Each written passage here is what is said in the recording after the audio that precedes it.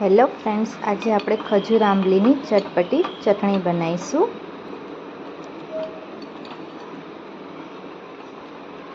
એના માટે મેં એક નાના બાઉલમાં કટ કરેલા ખજૂર લઈ લીધા છે. ધોઈને કટ કરીને રાખેલા છે અને એને એક બાઉલમાં આપણે કાઢી લઈશું.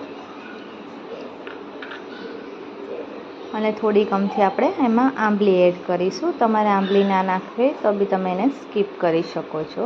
થોડુંક એમાં આપણે ગોળ એડ કરીશું, ગળપણ જેટલું જોઈતું હોય તે પ્રમાણે.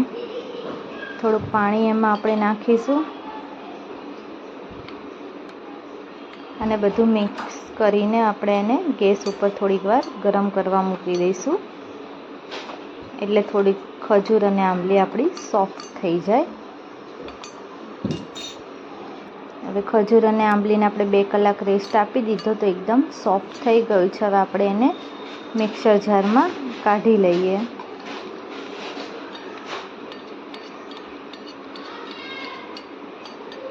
અને આપણે એને ક્રશ કરી લઈએ.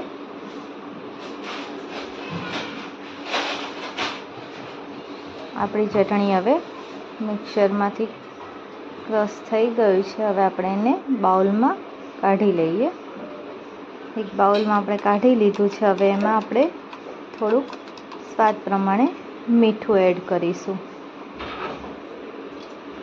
તીખાશ પ્રમાણે મરચું નાખવું હોય તો તમે નાખી શકો છો. મેં થોડુંક અડધી ચમચી લાલ મરચું 2માં એડ કર્યું છે.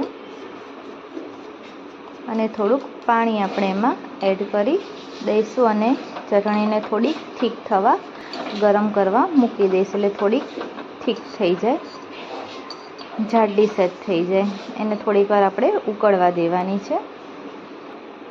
આપણી ચટણી હવે રેડી થઈ ગઈ છે. એકદમ એનો કલર બી ચેન્જ થઈ ગયો છે અને એકદમ ઘટ થઈ ગઈ છે.